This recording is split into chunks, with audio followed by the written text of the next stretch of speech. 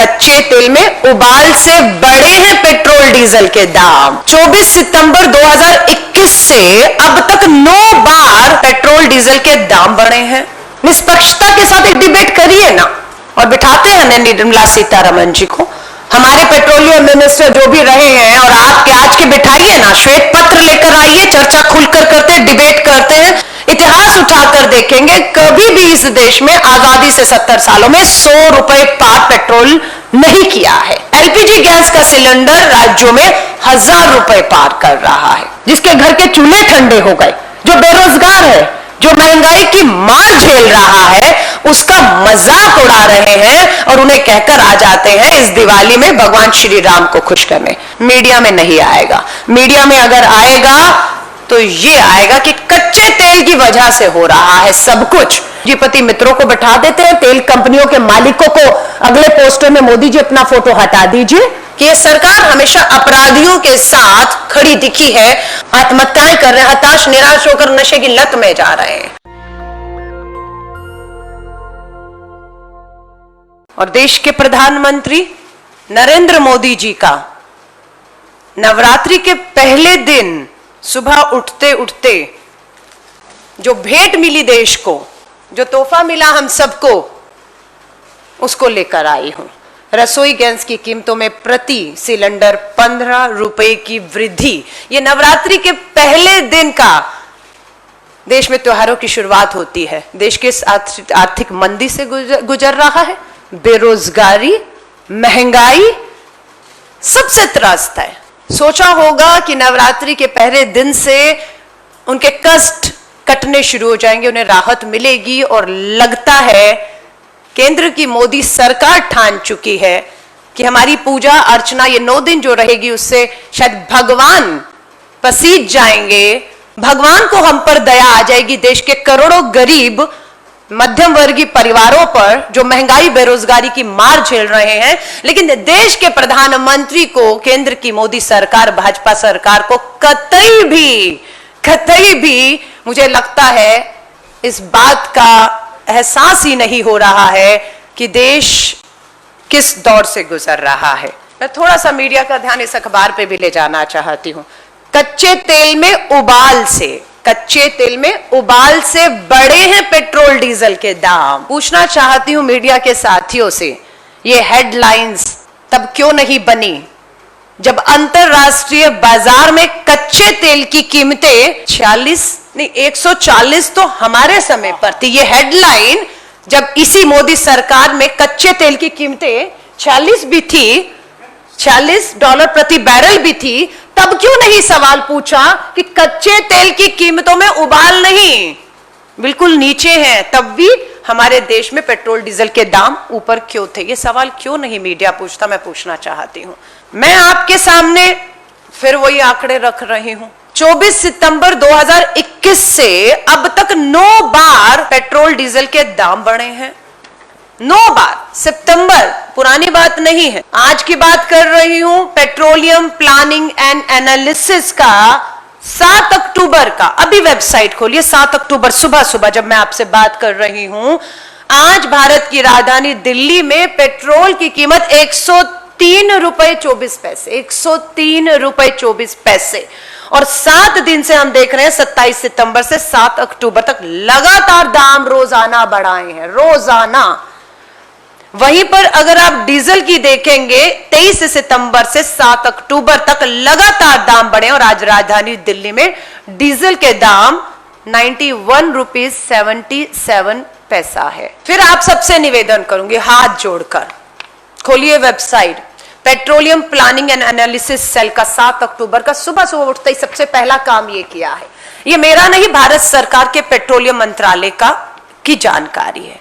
मैं आपसे कहूंगी ईमानदारी से, देश हित में, एक बार ईमानदारी से अपने टीवी चैनल से कहिए, निष्पक्षता के साथ एक डिबेट करिए ना।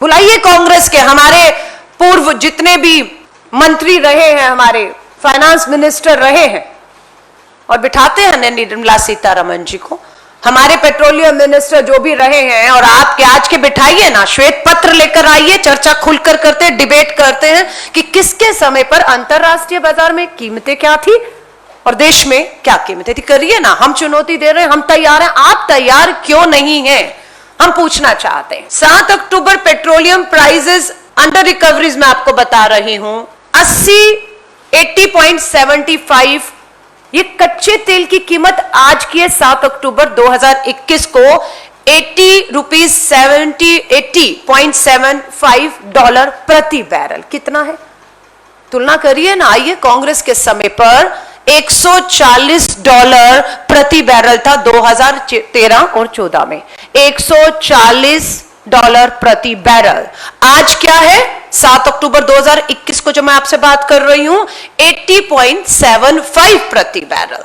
अब कौन सा ज्यादा होता है, 140 ज्यादा होता है या 80 ज्यादा होता है, ये बताना बहुत कठिन तो नहीं है कि अंतरराष्ट्रीय बाजार में कच्चे तेल की कीमतें क्या थी। अब आ जाइए एलपीजी गैस सिलेंडर पे। एलपीजी गैस सिलेंडर का जो कीमतें अंतरराष्ट्रीय बाजार में पड़ रही है वो 664.27 है। कांग्रेस के समय में, ये चार्ट पेपर मेरे हाथ में है, नकार दीजिए इसको, ये आंकड़े झूठे हैं कह दीजिए, क्योंकि तो ये तो सरकारी वेबसाइट से आपके आंकड़े लेकर उसको प्रिंट आउट निकाल कर रख रही हूं कि अंदर हम कमरों में बैठकर बनाकर हाथ से नहीं लाए ग्राफिक। ये क्या कहता है, ये कहता है कि 2012 में इंटरनेशनल एफओबी प्राइस जो एलपीजी का था 2012-13 में 885.2 था।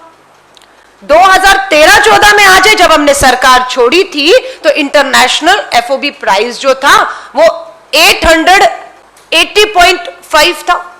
आज कितना है आपका वेबसाइट बताती है 664 है। अब इनसे पूछिए 800 ज्यादा होता है या 600 ज्यादा होता है। जब 800 था तब पेट्रोल, डीजल या एलपीजी की बात करूं इतने दाम नहीं थे, ये तो रिकॉर्ड ब्रेक दाम है।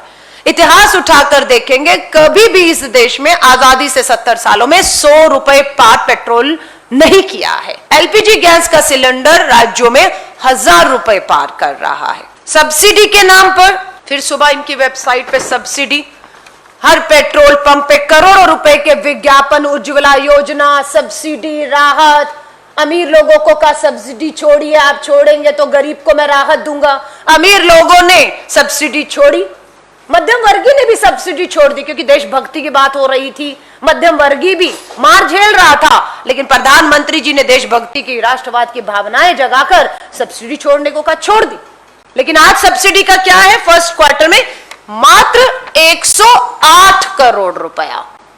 21-22 के फर्स्ट क्वार्टर में सब्सिडी के माध्यम से लोगों के खातों में, गरीब जनधन खाते खुलवाए थे, सब्सिडी आएगी, पैसा आएगा, कितना 108 करोड़। कहां जा रहा है पैसा।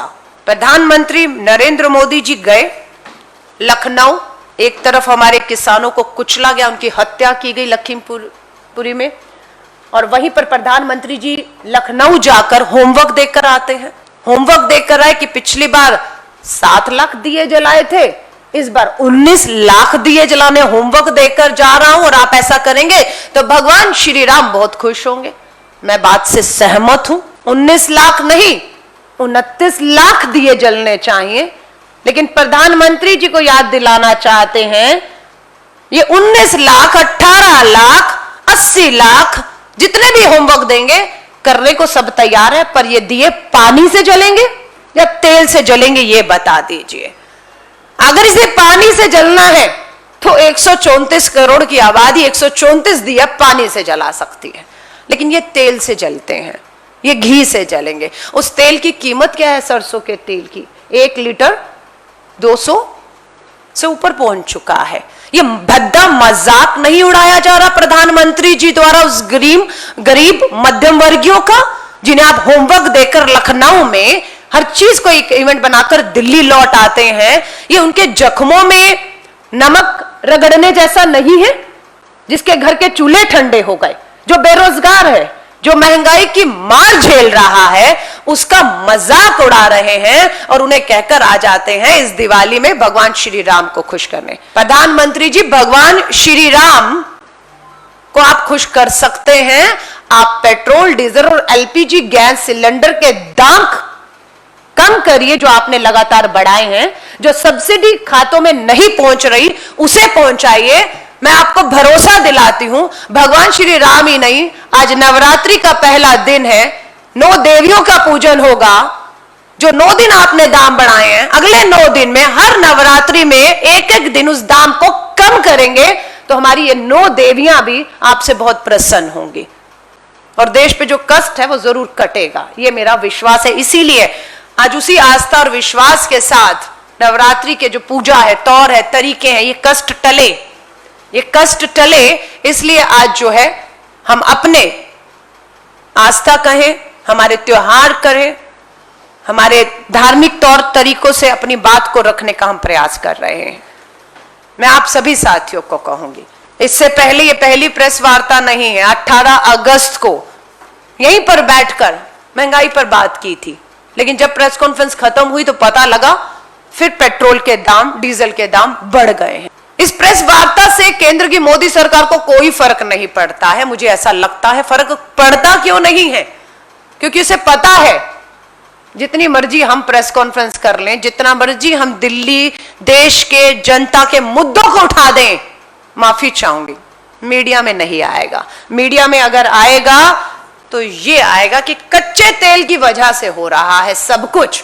ये नहीं बता रहे पूरी खबर में कि कच्चे तेल की कीमतों के बाद अगर आप बात करेंगे, कच्चे तेल के बाद जिसकी कीमत 80.75 प्रति डॉलर है, उसके मुताबिक देश में पेट्रोल की कीमत 41 रुपए है। बाकी सारा क्या है, 103 रुपए का पेट्रोल बिक रहा है, लेकिन एक्चुअल प्राइस जो है वो 41 रुपए है। तो बाकी क्या है?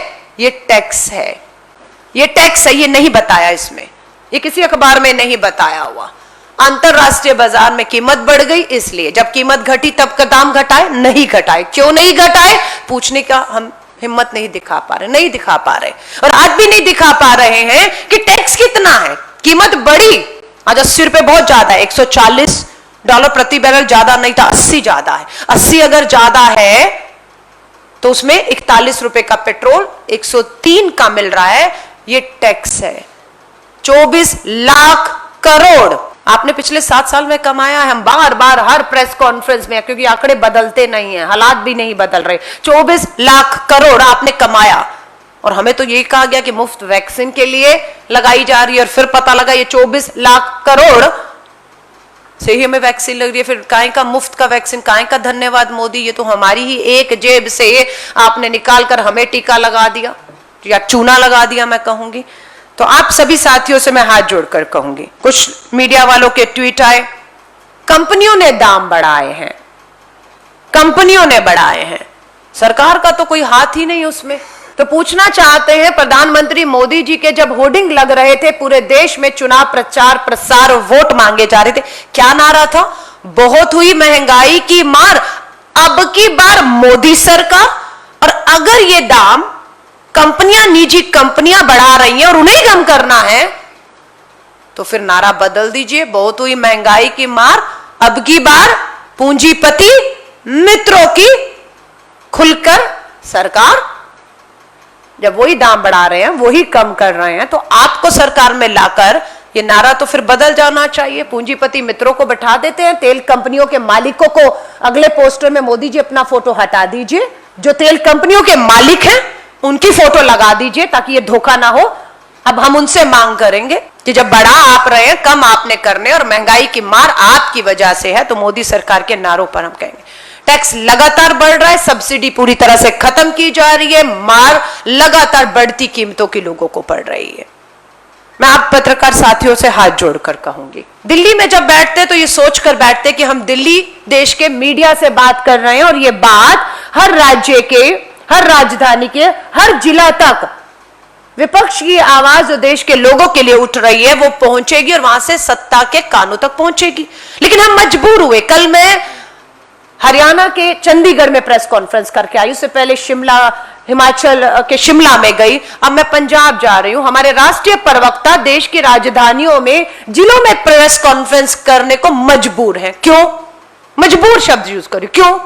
क्योंकि हम सोचते कि यहां से जो हमने बात दिल्ली या नोएडा के मीडिया से कर दी है, जो देश को यहां से कवर करता है, वो खबरें पहुंचेंगी कि हम लोगों के इस दर्द को समझ रहे हैं, हम उनके लिए लड़ रहे हैं, हम इस दिल्ली में बैठी सोती सरकार को जगाने का काम कर रहे हैं, लेकिन वो खबर नीचे तक नहीं है। इसलिए हम मजबूर हैं कि हम देश के हर जिले में जा जाकर प्रेस कॉन्फ्रेंस करके यहां नहीं तो वहां पर भी अपनी आवाज उठा रहे हैं। मैं आपसे हाथ जोड़कर निवेदन करूंगी, पता नहीं पत्रकार साथियों की तरफ से ये मांग क्यों नहीं होती, मिल जाइए ना एक बार। सब लोग मांग करिए कि प्रधानमंत्री जी अब तो बहुत हो गया, अब एक प्रेस कॉन्फ्रेंस कर ही दीजिए, विपक्ष को भी जवाब दे ही दीजिए। राहुल गांधी जी आपके बीच में कल भी थे, मीडिया बात करना चाहता है, मीडिया के अपने सवाल नहीं है, मीडिया जो सवाल पूछता है वो देश की जनता के बीच में जो उनके मुद्दे हैं उनके सवाल लेकर जवाब सत्ता से चाहता है, लेकिन ना आपसे सवाल लिए जा रहे हैं और ना आपको जवाब मिल रहा है। और ये आप और मोदी सरकार, भाजपा सरकार की बात नहीं है, ये देश के ज्वलंत मुद्दों पे उठ रहे सवालों के जवाब नहीं मिल रहे हैं। और ये ज्वाला जो है, ये सवालों की जो ज्वाला है आपके मन में भी, और देशवासी जो जवाब की आस में 7 सालों से बैठे भड़क रही है। तो मैं आप सभी साथियों से कहूंगी, ईमानदारी से आज की प्रेस कॉन्फ्रेंस का मकसद ये है कि ये जो अखबारें हैं उठाएं तो एक निष्पक्षता के साथ आंकलन किया हो, पूरी निष्पक्षता के साथ कि हाँ 12 और 13 में सच में अंतरराष्ट्रीय बाजार में क्या था, देश में कीमतें क्या थी, सब्सिडी कौन कितनी दे रहा था, कितने टैक्स में किसने कितना रुपया खजाने में डाला और उसे कहां खर्च किया। एक पूरी, मैं कहती हूं, निष्पक्षता के साथ देश को आगे रखते हुए एक आंकलन कर दीजिए ताकि देश भी गुमराह ना हो। और जो मोदी जी कहकर आए दिए जलें, वो दिए जल पाए, ये हम भी चाहते हैं आप सभी से। 15 रुपए कम हो गए, दूसरी नवरात्रि में दूसरा कष्ट टलेगा, 15 रुपए और कम होंगे, तीसरी नवरात्रि तीसरा दिन, पर मिल क्या रहा है, पहली नवरात्रि पहला दिन 15 रुपए सिलेंडर के दाम बढ़ के पूरे देश में अगर आप देखेंगे 1000 रुपए तक पहुंच चुके हैं। तो एक कष्ट टालने के लिए हम पूरे 9 दिन नवरात्रि के केंद्र की मोदी सरकार से भी दुआ प्रार्थनाएं हाथ जोड़कर करेंगे कि इस देश के लोगों के कष्ट काटिए, वरना माँ दुर्गा हमारी जो भी है, ये दैत्य बनकर जो महंगाई हमारे सामने खड़ी है, हम यही कहेंगे माँ भगवती इस महंगाई दैत्य जो हमारे सामने चुनौती दे रहा है 12-12, या इसको जो दैत्य को हमारे सामने बार बार खड़े करने वाला एक बड़ा दैत्य है, उसका नाश करें इस देश के लिए। सर, हम लोग पूरे 9 दिन याद दिलाना चाहते हैं। मैंने आपको कहा जैसे पिछली प्रेस कॉन्फ्रेंस हमने और सुप्रिया जी ने की थी, अगले दिन ही दाम बढ़ गए, आज ये 15 रुपए बढ़े हैं, आप समझ रहे हैं। और मुझे तो ये है कि इसे कम होना है, दूसरे नवरात्र में 15 आज का, 15 कल का, 30 रुपया कम कर दीजिए। और हमें तो ये लग रही है सरकार जिस तरह से असंवेदनशील हो चुकी है, गरीब मध्यम वर्ग की कोई चिंता नहीं है, कोई बड़ी बात नहीं है, कल की अखबार में आप इसे 15 रुपए बढ़ते हुए भी देखें।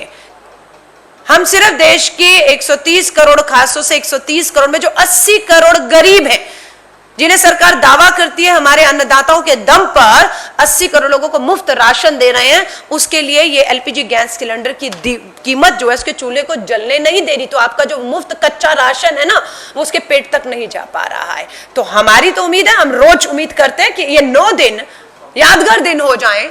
जो आपने पाप किए हैं, उन पापों को केंद्र की मोदी सरकार को कहेंगे, जो पाप किया है, इनके दाम बढ़ाकर जो वार किया है गरीब मध्यम वर्गियों पर, आपके पास अपने पाप को धोने का, प्रायश्चित करने का, अपने कदमों को वापस लेने के ये समय है कि नवरात्रि के 9 दिन में आप पश्चाताप करें, अपने पापों को धोने का एक अच्छा है, डुबकी लगाइए इस 9 दिन में, रोज की 15 रुपए रोज डूबे और अपना जो है गैस के सिलेंडर के दाम कांग्रेस के समय पर कीमतें आपके पास हैं 410 रुपए। तो मुझे उम्मीद है 9 दिन में, मुझे लग रहा है बहुत समझदार है।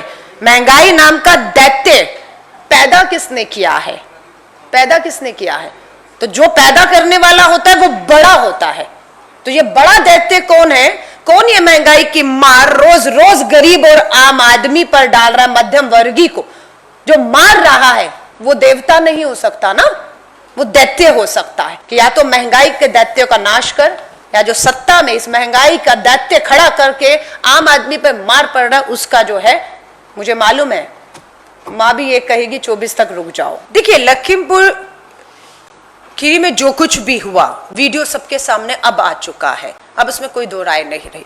सुप्रीम कोर्ट ने भी इसमें सुमोटो कॉग्निजेंस लेकर खुद सरकार से जवाब किया है और उसे 24 घंटे का समय दिया है।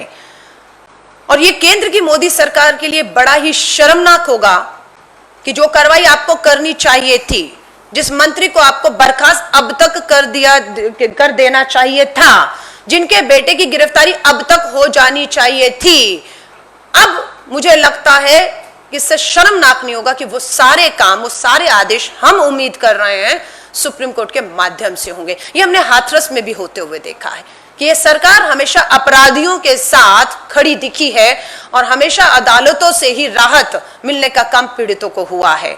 लखीमपुर खीरी की लड़ाई आज की नहीं है, हम जान रहे हैं। ये किसानों की, अन्नदाताओं की 10 महीने की लड़ाई इन कृषि कानूनों को लेकर है, जो कह रहे हैं हमारे लिए, किसान कहता है बार बार हमारे लिए एक मौत का फरमान है।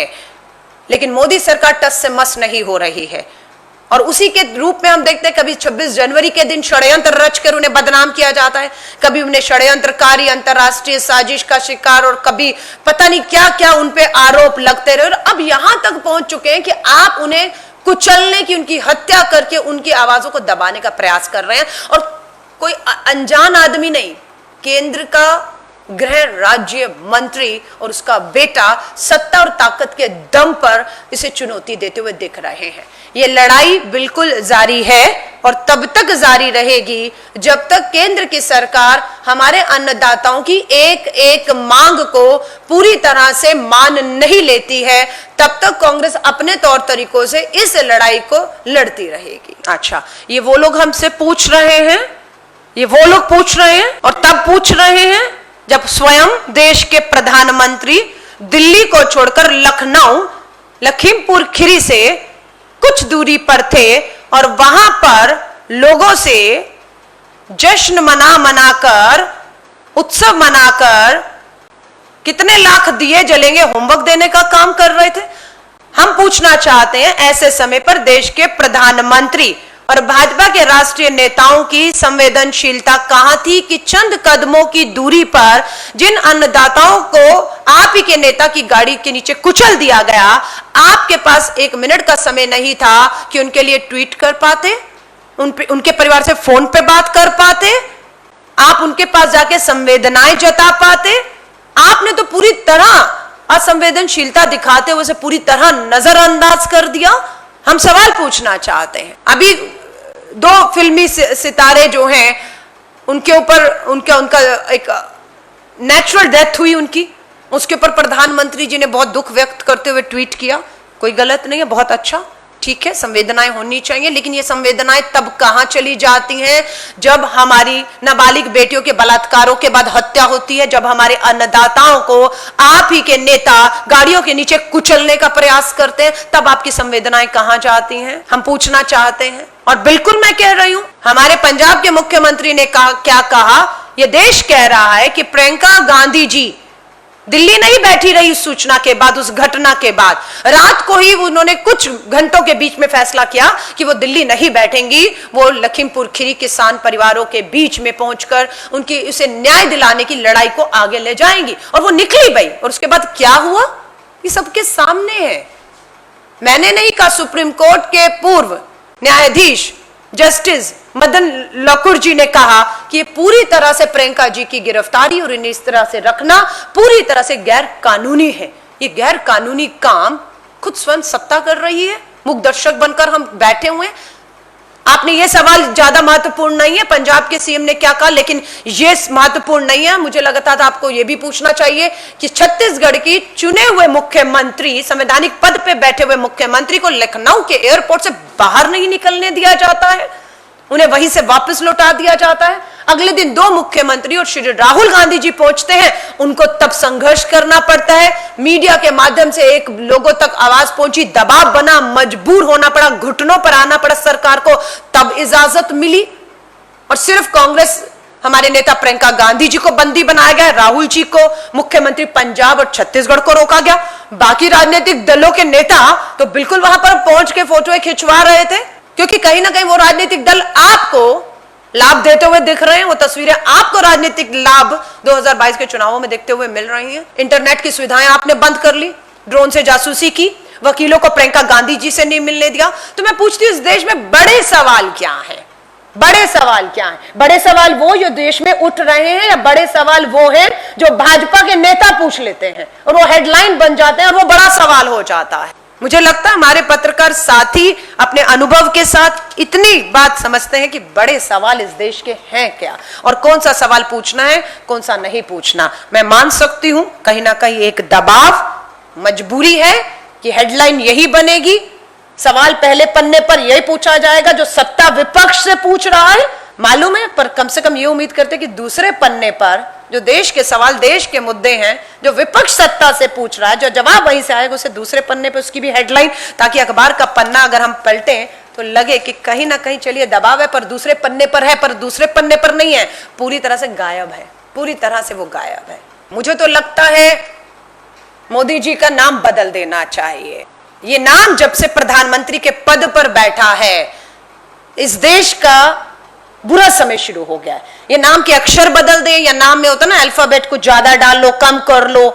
मोदी जी को कहूंगी किसी आप एक्सपर्ट को अपने नाम के शब्दों का दिखाइए, क्योंकि ये नाम जो बदलना बेहद जरूरी है, क्योंकि इसका जो कहते हैं ना एक प्रकोप जो है, इस नाम की जो नेगेटिविटी है वो हमारे देश पर हावी होते हुए पिछले 7 साल से देख रही है कि अर्थव्यवस्था चरमरा गई, बेरोजगारी, भुखमरी, कुपोषण, आप सरहदों पे आपको चुनौती मिल रही है, नशे का पूरा धंधा देश को बर्बाद कर रहा है, आप पूरी तरह से नाकाम हो रहे हैं। तो नरेंद्र मोदी जी, नाम सड़कों के, जिम कॉर्बेट के, इसके उसके बदलने से अच्छा होगा एक तांत्रिक को बुलाकर अपना नाम बदल दीजिए, भला हो जाएगा। हाँ, 24 में तो हम बदल ही देंगे, पर 2 साल और भुगतना पड़ेगा, इसलिए वो खुद किसी के एक्सपर्ट ले ले, फीस की बात होगी, जनता उसमें कंट्रीब्यूट कर लेगी। देखिए हम क्या कर सकते थे, हमने किया। जब संसद का सत्र चल रहा था, राहुल जी विपक्ष को पूरा एकजुट करके साइकिल के माध्यम से पार्लियामेंट पहुंचे, किसानों के मुद्दे पर डीजल के दामों को लेकर ट्रैक्टर को भी पहुंचे, सड़कों पर आंदोलन, धरना, प्रदर्शन, जो लोकतांत्रिक तौर तरीके हैं, बिना हिंसक हुए लगातार प्रदर्शन हुए, प्रोटेस्ट हुए, जो हमारे तरीके हैं, हमारे अधिकार है लोकतंत्र में। आप समझ रहे हैं, प्रेस वार्ता के माध्यम से, आपके माध्यम से जनता को यह भरोसा दिलाया जा रहा है कि हताश निराश मत होइए। मालूम है आप बेरोजगारी, महंगाई की मार झेल रहे, पर हम आपकी आवाज को सोती सरकार के कानों तक पहुंचा रहे हैं, क्योंकि आपको मालूम है वो हताश निराश आदमी देश का अपनी हिम्मत जब हारता है तो क्या होगा। आत्महत्याएं कर रहे हैं हमारे युवा, आत्महत्याएं कर रहे हैं, हताश निराश होकर नशे की लत में जा रहे हैं। और वो नशे की सप्लाई, हाथ में रोजगार रखने का वायदा था और हर हाथ में चिट्टा रखा जा रहा है। मैं गई हूं अभी शिमला में, बिल्कुल जेपी नड्डा जी भाजपा के राष्ट्रीय अध्यक्ष उसी हिमाचल से आते हैं, अनुराग ठाकुर उसी हिमाचल से आते हैं। हिमाचल के अंदर, मैं नहीं, हिमाचल की पुलिस, शिमला पुलिस ने मेरे वहां जाने से 3 दिन पहले बताया, प्रेस कॉन्फ्रेंस करके इस बात को कहा कि हमने 300 किलो हीरोइन पकड़ी है। ये शिमला पुलिस ने कहा है, और यही नहीं कहा, उन्होंने अपनी प्रेस विज्ञप्ति आप ढूंढिए, निकालिए, मिल जाएगा। शिमला पुलिस ने यह भी कहा, उन्हें यह भी पता है कि अफगानिस्तान, ईरान के माध्यम से गुजरात के बॉर्डर पे जो उतर रहा है नशा, वहां से आ रहा है, पुलिस ने कहा है, और वहां पर अफगान नागरिकों को पकड़ा भी है। आप समझ रहे हैं। और 2 नेता जो शिमला हिमाचल से दिल्ली में बैठे हैं, जिन्होंने वहां के युवाओं के हाथ में रोजगार रखने की बात कही थी, वो वहां पर उनकी हथेली पे चिट्टा और नशा रख रहे हैं, और यहां पर उनकी कोई जवाबदेही नहीं है। वहां से सवाल पूछा था। मैं आपको कह रही हूं, ये देश बारूद के ढेर पे खड़ा है। मैं इसलिए ये जिम्मेदारी से कह रही हूं, ये देश बारूद के ढेर पे खड़ा है, क्योंकि आप और हम जानते हैं कि भारत को एक युवा देश कहा जाता है, क्योंकि इस देश की आबादी युवाओं की सबसे अधिक है, और वो युवा में 14 करोड़ युवा बेरोजगार है। उस बेरोजगार युवा के पास अभी भी हम लोगों ने कहा, अमेरिकन ई-कॉमर्स कंपनी के माध्यम से किन किन के खातों में 8,540 करोड़ आया है। अंतरराष्ट्रीय बाहर से पैसा आ रहा है, बाहर से हीरोइन नशा आ रहा है, हमारा युवा बेरोजगार है। आप सोच लीजिए, अगर ये पैसा, ये नशा, तो आपकी जो ताकत है, इस देश का युवा ये बारूद के ढेर पे खड़े हैं, ये बर्बादी की ओर ले जा रहा है, और ये सरकार को कोई फर्क नहीं पड़ रहा कहां से पैसा आ रहा है, किसके खातों में जा रहा है। अभी आपने जो मुंबई में हुआ उसकी भी वीडियो आ गई है, किस तरह से भाजपा के दो कार्यकर्ता और उन कार्यकर्ताओं की पहुंच देश के गृह मंत्री और प्रधानमंत्री तक तस्वीरें हैं। बॉडी लैंग्वेज देखिएगा। तो खेल कितना बड़ा षड्यंत्र, कितना बड़ा रचा जा रहा है मात्र देश के ज्वलंत मुद्दों से ध्यान भटकाने के लिए, क्योंकि सत्ता के पास जवाब नहीं है। बेरोजगारी, महंगाई, इन सब का कोई जवाब नहीं है, इसलिए षड्यंत्र रचे जा रहे हैं। कोशिश थी कि मीडिया में मुंबई प्रकरण जो नशा पकड़ा गया है, पता नहीं कितने 2-3 ग्राम का, है ना, उसको मुद्दा बना दिया जाए। वो लखीमपुर खीरी बीच में आ गया तो वो मुद्दा, और उसमें पता लगा भाजपा के खुद कार्यकर्ता उस शिप में थे, उसके दफ्तर में थे जहां पर नशा अधिकारी थे, पकड़ के लाने वाले वो भाजपा के अधिकारी थे।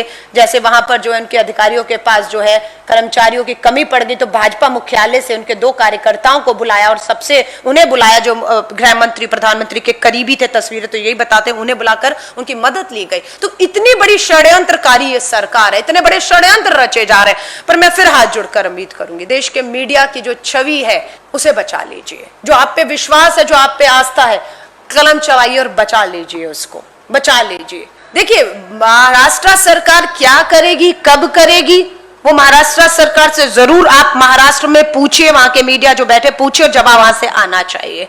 पर हम ये कह रहे हैं सारी उम्मीदें विपक्ष, कांग्रेस की सरकार, वो जो विभाग है, वो विभाग क्या महाराष्ट्र सरकार के अधीन काम करता है? क्या उन्होंने कहा भाजपा के 2 कार्यकर्ता जो सबसे करीब हैं प्रधानमंत्री जी, गृह मंत्री की, उनकी मदद लीजिए उन्हें पकड़ने में? ये किसकी संस्था है, किसके अधीन काम करती है, किसके आदेश पे काम करती है? क्या उनकी निष्पक्षता और पारदर्शिता थी इस पूरे प्रकरण में? मैं ये कह रही हूं, सवाल बहुत होंगे। जहां हम विपक्ष में हैं वहां हम सड़कों पर लड़ रहे हैं। उत्तर प्रदेश में आपने देखा, आप अगर छत्तीसगढ़, पंजाब, राजस्थान की बात करते हैं, महाराष्ट्र की बात करते हैं, चलिए आप तमिलनाडु, झारखंड की भी बात करते हैं, मैं कहती हूं विपक्ष उठाता क्यों नहीं ये सवाल? क्यों नहीं उठाता? क्यों हर प्रेस वार्ता में मीडिया के माध्यम से हमसे पूछवाता है, ताकि हम जो सवाल पूछ रहे हैं वो चौथे पन्ने पर चले जाएं, और ये जो सवाल पूछा और इसका जवाब पूरे टॉप पर रहे?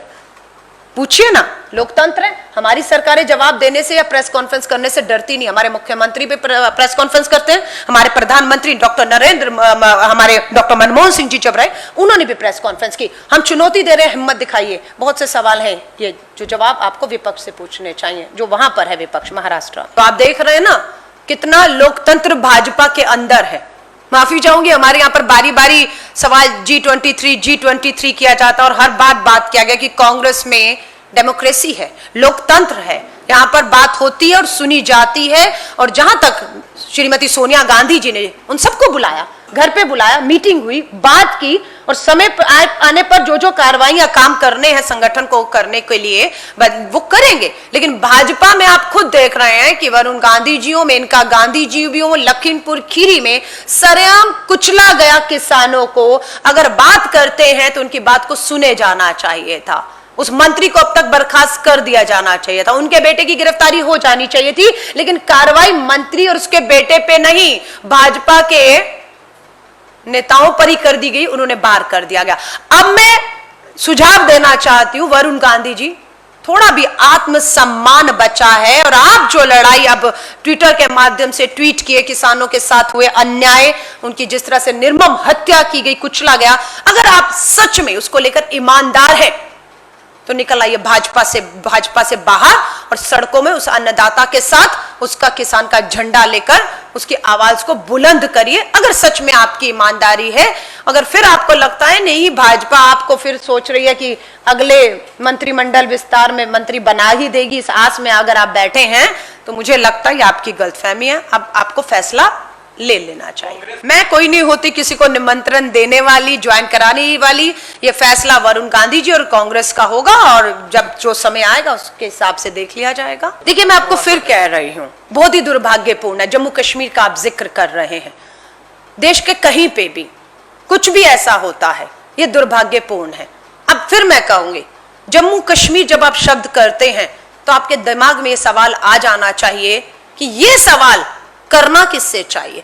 उनसे जिन्होंने वहां पर लोकतंत्र की हत्या करके एक चुनी हुई सरकार को बर्खास्त किया, उस भाजपा से सवाल करना चाहिए, या नहीं करना चाहिए? उस भाजपा जिसने वहां राष्ट्रपति शासन लगाया हुआ है, जिनका गवर्नर वहां नियुक्त किया गया है, अगर वहां ये हिंसा हो रही है तो यह सवाल किससे करना चाहिए? क्या गृह मंत्री से सवाल नहीं करना चाहिए कि अब तो जम्मू एंड कश्मीर पूरी तरह से आपकी मुट्ठी में है और आपके मुताबिक है? 370 खत्म किया, राष्ट्रपति शासन लगाया, पूर्ण तरीके से लोकतांत्रिक चुनी हुई सरकार को बर्खास्त कर दिया, वहां पर आपने इंटरनेट सुविधाएं बंद कर दी, लोगों को जिसने आवाज उठाई लोकतंत्र में उसे आपने बंदी बना दिया। और आज की सच्चाई और हालात ये है कि हमारे लद्दाख हो, जम्मू और कश्मीर हो, चाहे वो हमारे पड़ोसी दुश्मन देश हो, हमें लगातार चुनौती दे रहे और हमारे घर के अंदर भी हमारे देश के रक्षा मंत्री कहें, गृह मंत्री कहें, प्रधानमंत्री कहें, वहां का राज्यपाल कहें, वहां पर प्रेसिडेंट रूल लगने के बाद अगर ये सब होता है तो कटघरे में या सवाल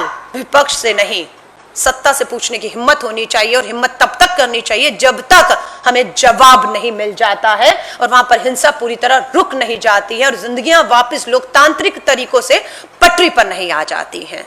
नेशनल दस्तक की आपसे गुजारिश है कि अगर इसको बचाना चाहते हैं तो नेशनल दस्तक को सब्सक्राइब करने के लिए रेड कलर के सब्सक्राइब बटन को दबाएं, फिर बेल आइकन की घंटी दबाएं। नेशनल दस्तक को बचाने के लिए बहुत जरूरी है कि हर खबर को शेयर करें, लाइक करें, कमेंट जरूर करें।